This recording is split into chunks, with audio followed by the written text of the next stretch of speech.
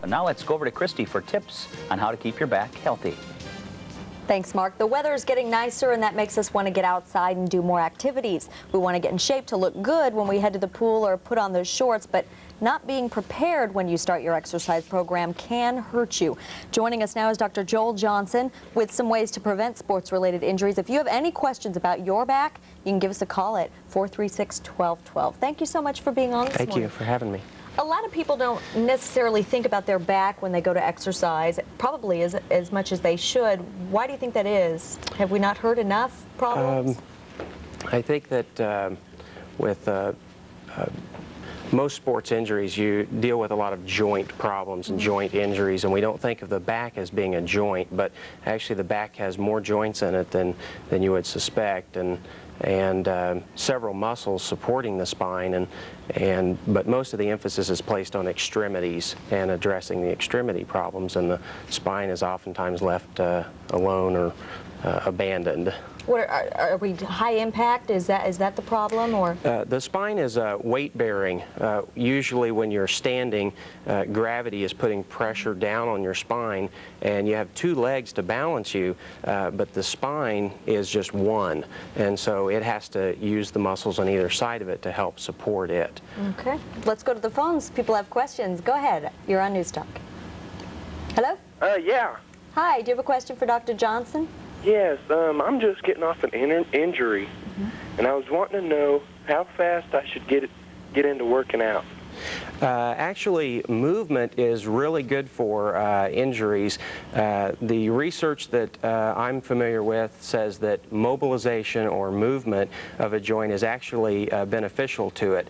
Depending on how recent your injury is, you may find it more beneficial to use ice to keep the inflammation down, and you may want to slowly work into your routine rather than starting at it full blast and going at it. Yeah, some people love exercising and want to go for it, but they should just take it slow. And they usually re-injure themselves if they go at it too fast, too soon. Okay, let's go back to the phones. Go ahead. Do you have a question? Yeah, I'd like to ask the doctor, how is the proper way to do a sit-up without hurting your back and your tailbone?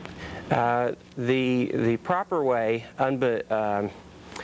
the types of things you see advertised on TV don't work real effectively for doing sit-up types of exercises. Like the ab roller? The ab roller and those things. They're somewhat effective, and they do isolate specific muscle groups, but unfortunately the body doesn't work in individual areas. The body works as a whole, and so you have to use proper form. You have to make sure that the neck is supported. You don't want to be pulling on the neck and causing a lot of stress on the neck. And the other thing is you don't need to go all of the way up. With most pull-up or sit-up types of exercises, most people use their back muscles instead of their stomach muscles. So trying to focus in on the stomach muscles, keeping the knees bent, trying to keep the back straight is the best and proper way to do sit-up exercises. Sounds complex, but after practice you can get it. That's right. Do you have a question? Let's go back to the phones. Yes, I was wondering, what's the best cure for a pulled muscle in the lower back? Do we need painkillers, muscle relaxers, ice? What can we do? That hurts. I can't speak for painkillers or muscle relaxers. I don't use those in my office. I mainly focus on educating my patients on the proper use of ice and heat. Ice is supposed to be used within the first 72 hours after an injury, and then heat can be beneficial after that. Also, mobilization, slow stretches are beneficial. The conservative approaches we take at my clinic, Derby Chiropractic, is stretches to begin with, and then slowly increasing to where you can do more activity and mobilization later. And ease into it. Ease into it, that's right. All right, let's take another call. Go ahead, you're on News Talk. Yes, I'm talking for my husband. He has pain in his thigh and hip. Could that be caused from a disorder in the back? It could be. The nerves that branch out of the lumbar spine in the back do travel down into the legs, and you can have some conditions or some symptoms that will develop in the extremities and into the legs.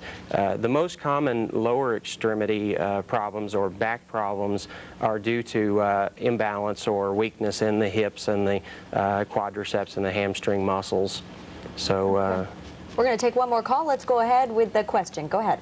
Yes, I was wondering what stretches can you do to isolate your back?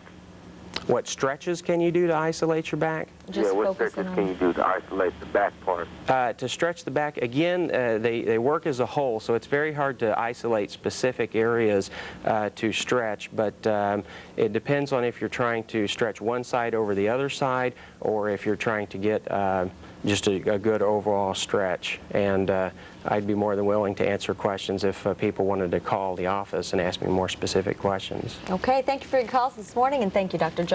You're very welcome. Thank you. Still to come on